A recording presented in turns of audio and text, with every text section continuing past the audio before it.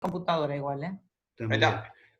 Vieron Porque que Zoom, a veces Zoom es medio traicionero, Zoom, porque te graba y después no lo puedes recuperar. Entonces, acá pero están bueno. pasando el link de años y Perfecto. años. Acá Giselle.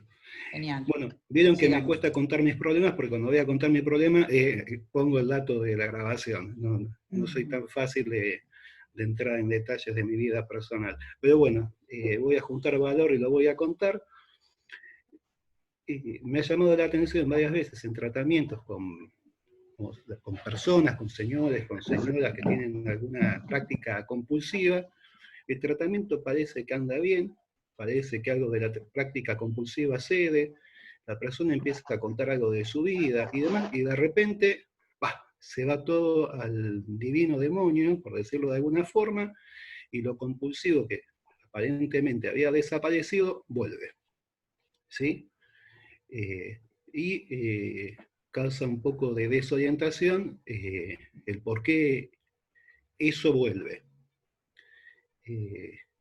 Y algo que me ha llamado la atención también es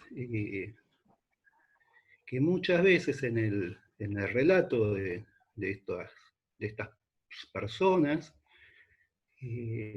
no está muy presente el relato de lo compulsivo. Aparece o desconectado o directamente no está. Supuestamente está consultando por alguna práctica compulsiva y el relato va por otro lado, ¿sí? Y lo compulsivo se relata y demás, pero parece poco integrado al resto del relato.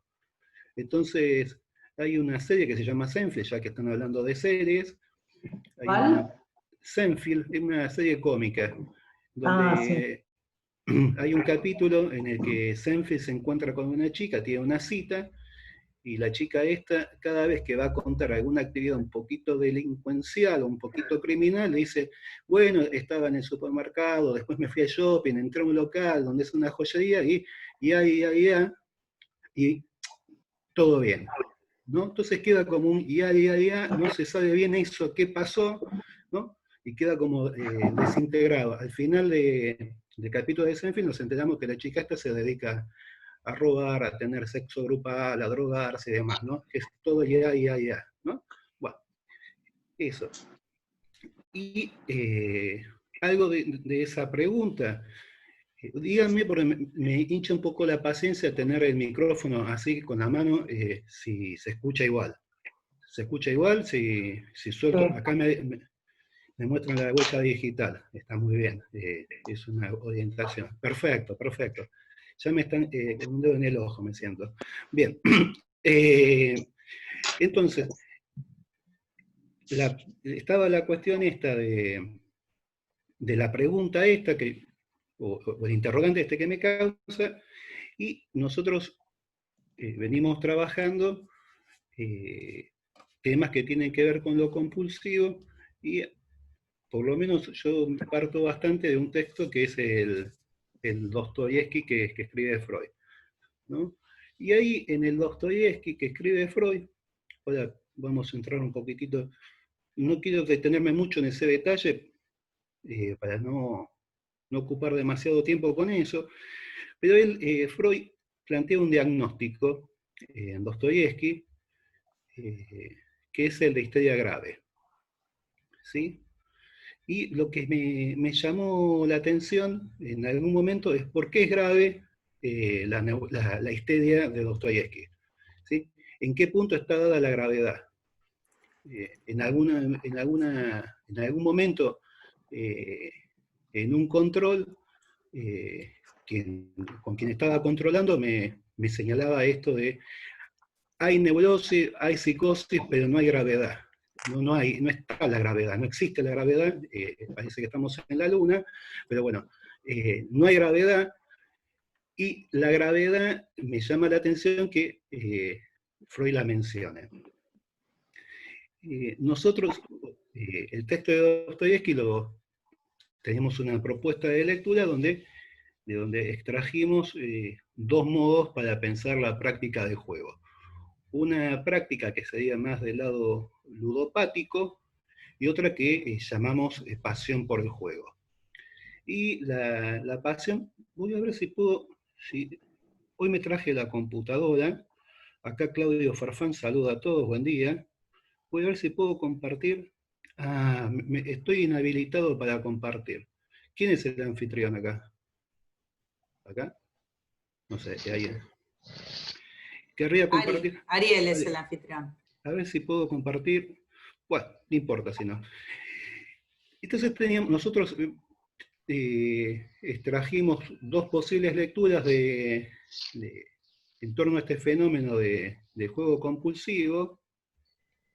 Una es pasión por el juego y otra es la ludopatía. Y la distinción la entendíamos o la leemos por el lado de que en la ludopatía está presente un sufrimiento, hay algún padecimiento, hay una culpa en relación al juego, a lo que se realiza, y en la pasión por el juego no aparece la culpa. ¿Sí? Entonces, uno podría entender que hay algo de la ludopatía que se parece un poquito más a una neurosis común, donde aparece esta práctica compulsiva.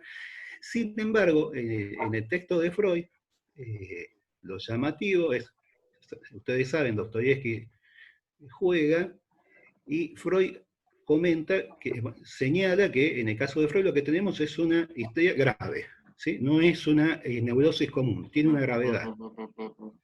Ahí hay un señor que tiene dificultades con el labio de abajo, que es ayer, me parece, y todavía no me comparte la pantalla. Che, ¿se puede compartir, viejo? No, sigo inhabilitado para compartir pantalla. A ver. Yo sigo hablando y vos fíjate si podés activar eso. ¿Lo tenés que poner como hospedador? No. ¿No? Bueno, entonces ahí se nos abre un campito que es el campo de la gravedad. Ahí está. Ahí está, bien. A ver si puedo compartir. Quiero ver si está acá. A ver esto. ¿Qué es este? No, entonces ese cleaner no les va a gustar. Che, qué lástima. Bueno, no encuentro la hoja. A ver acá. ¿Están viendo algo ustedes que no soy yo? ¿Sí? Bueno, nosotros en el texto... estamos viendo. No soy yo el que están viendo una computadora, ¿puede ser? Y eso estamos viendo una computadora, el texto de Dostoyevsky. Ah, perfecto. En el texto de Dostoyevsky nosotros rescatábamos esta palabra, que estoy acá subrayando, ya la voy a agrandar, estoy como chocho con esto, que la palabrita era Triebhaft. Cuando Freud está tratando de discernir el caso de Dostoyevsky, él rescata que en Dostoyevsky tenemos una pasión, ¿sí? En Dostoyevsky lo describe como un carácter apasionado, y el apasionado está mencionado con esta palabrita Triebhaft, ¿sí? Y lo que llama la atención, esto varias veces ya insistí, los voy a aburrir con esto, es que esta palabrita Triebhaft está relacionado con lo criminal y también con la manía por el juego de Dostoyevsky. Y lo que teníamos en el caso de Dostoyevsky es que Freud plantea que está de base este carácter apasionado, y en un segundo momento se suma la neurosis. Pero tenemos este resultado que cuando se suma la neurosis, ¿sí? Nos da como resultado una histeria grave, nos da una neurosis común, ¿sí? Buscando algún sentido para la palabra esta Triebhaft, en el más allá del principio de placer, Freud nos usa el término Triebhaft y lo pone del lado de la compulsión de repetición, y como aquello que destrona el principio de placer. Y también lo deja del lado de lo más primitivo, ¿sí? En esto, el Triebhaft queda más del lado de lo pulsional y de la pulsión de muerte, ¿sí? Y hay una caracterización de Triebhaft también que lo deja del lado de lo irracional, de lo absurdo, que está acá abajo. Y algo como irracional ahí es algo que escapa al régimen de la razón. Ahí podemos pensar la razón como algo. Vieron que Lacan habla de proporción sexual y habla de razón sexual. Podemos tomar esta razón como algo que escapa a la medida, ¿sí? La parte irracional como algo que escapa a la medida, y también lo irracional como fuera de la razón, ¿no? Esas son las vertientes que me gustaría tener en el horizonte. Bueno, a ver, ahí dejé de compartir pantalla y no sé qué pasó. Los tengo acá presentes a todos. A ver si... Tené cuidado, pues seguís compartiendo, Claudio. ¿Y cómo salgo acá? Usted está viendo la pantalla de Marta Giral. Esta me parece que es Marta Giral, me dice. Usted está viendo la pantalla de Ahí Marta está. Giral. Ahí.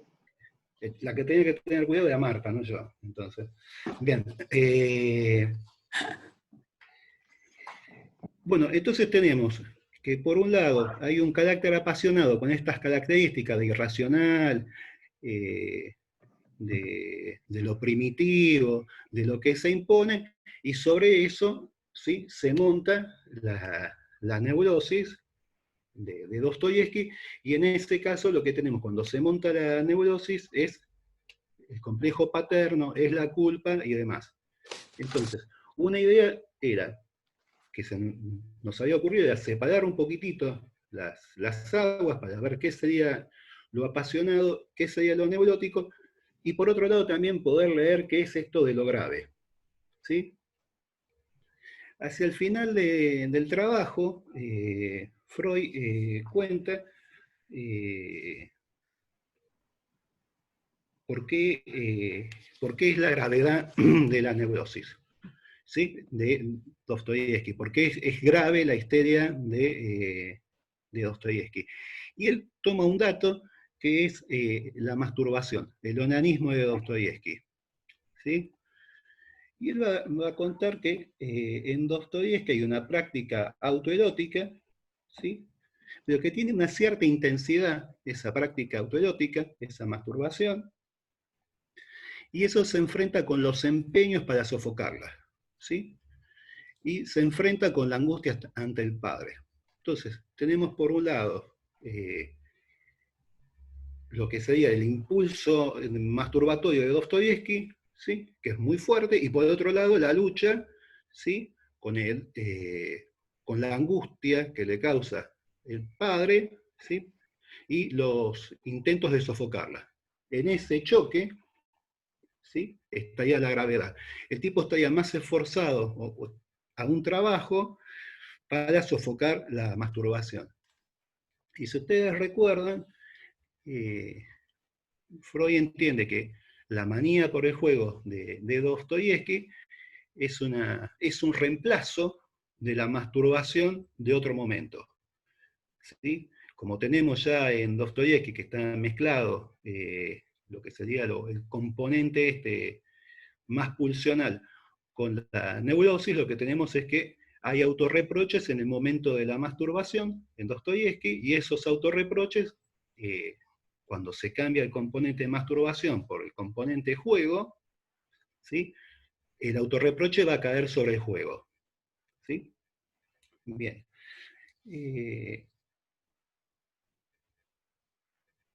Entonces, ahí se nos abre una pequeña puerta en torno a preguntarnos acerca de la masturbación, ¿sí? Porque lo que vemos es que hay casos en los que la masturbación entra en determinado proceso, ¿sí?, que no deriva en alguna gravedad, y hay casos en los que la masturbación se impone y no pasaría por esos procesos, y esa masturbación es reemplazada por otra práctica, y no queda pacificada esa práctica por la neurosis, sino que insiste, ¿sí?, y se repite.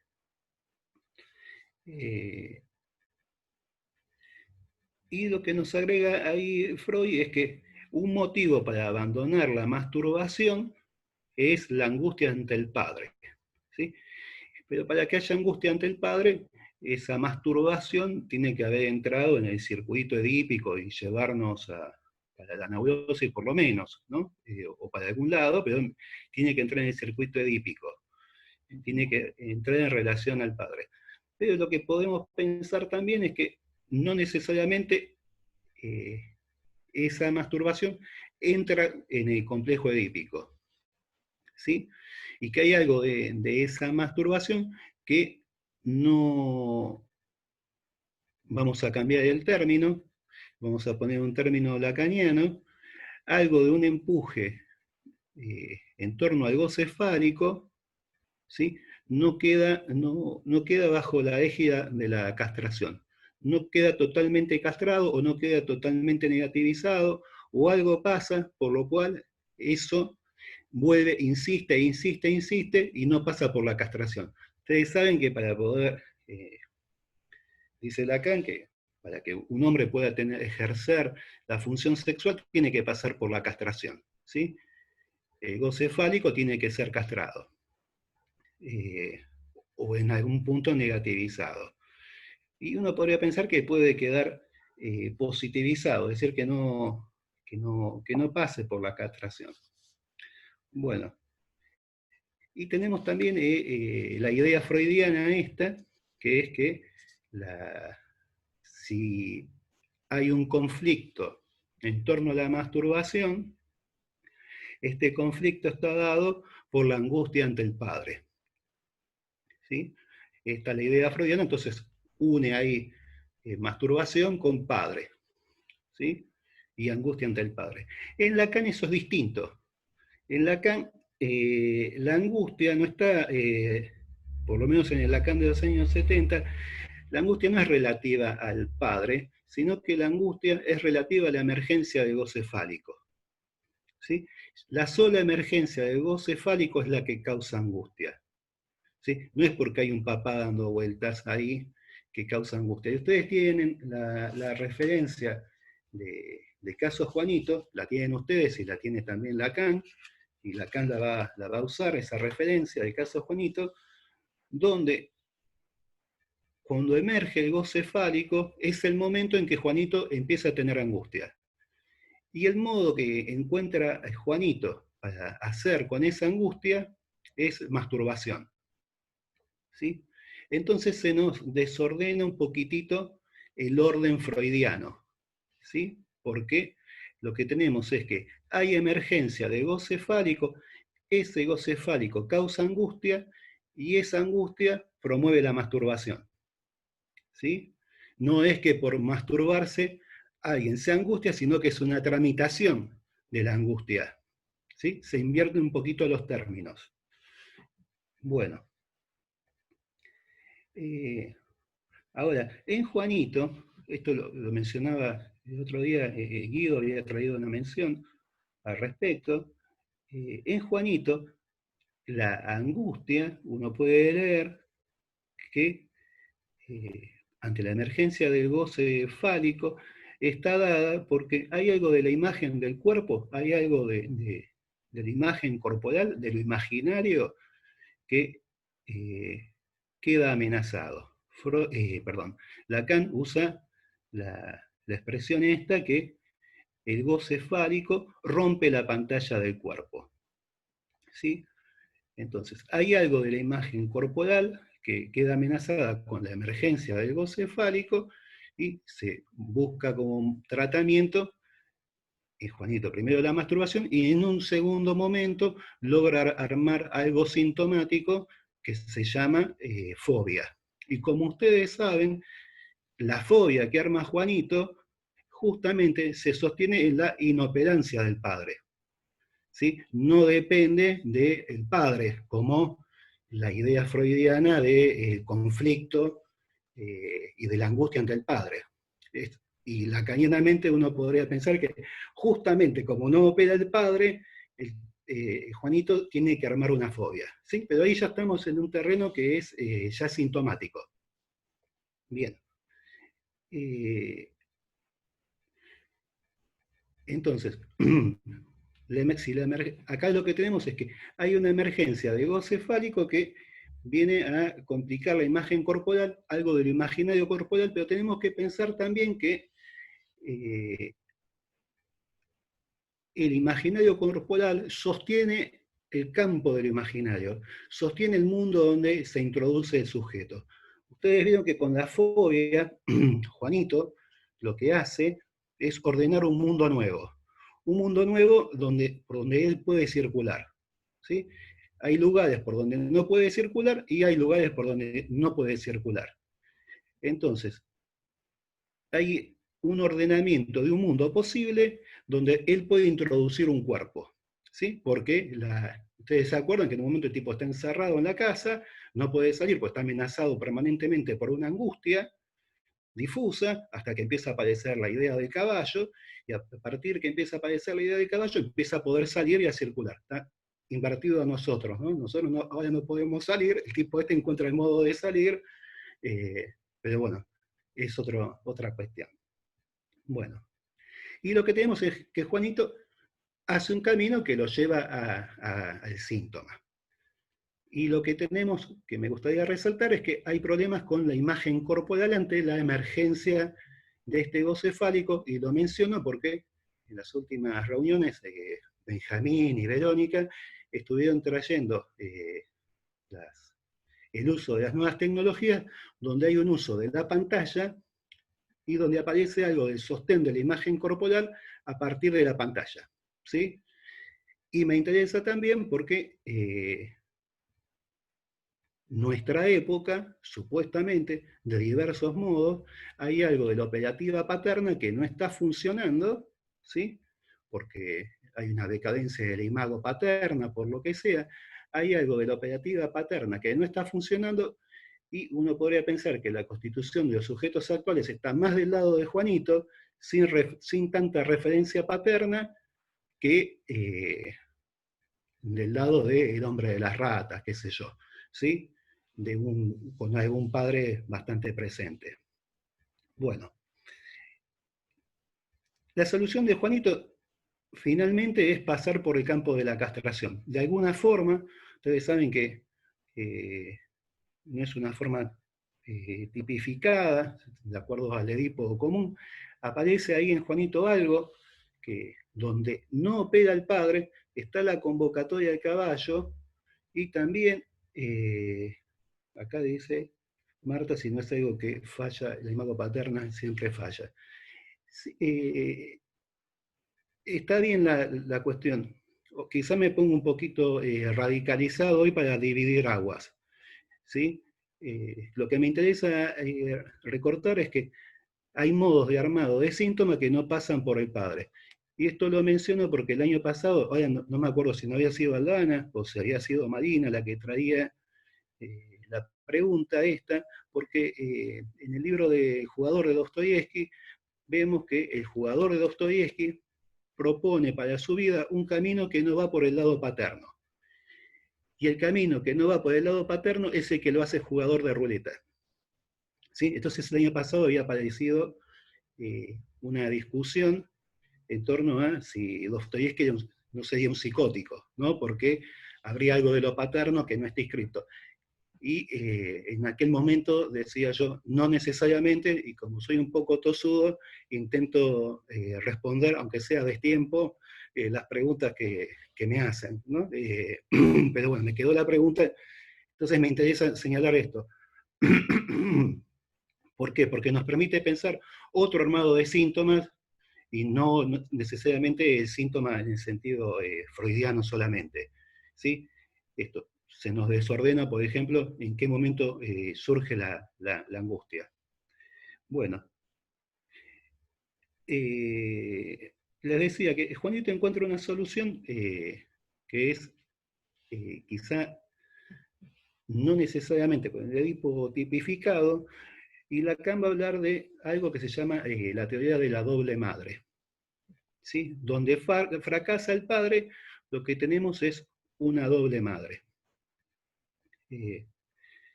Lacan menciona, aparte de la solución de Juanito, como con la idea esta de la doble madre, Ustedes se acuerdan de Juanito, que el papá de Juanito, hay una repartija para Juanito donde él se queda con su mamá y el papá se queda con la mamá, con la abuela, ¿sí? Esa repartija. Entonces, ahí donde el padre no opera, lo que opera es esta repartija entre las dos mamás, ¿sí? Lo que lo Perdón, deja... está a punto de terminar la sesión. Vamos a volver a entrar.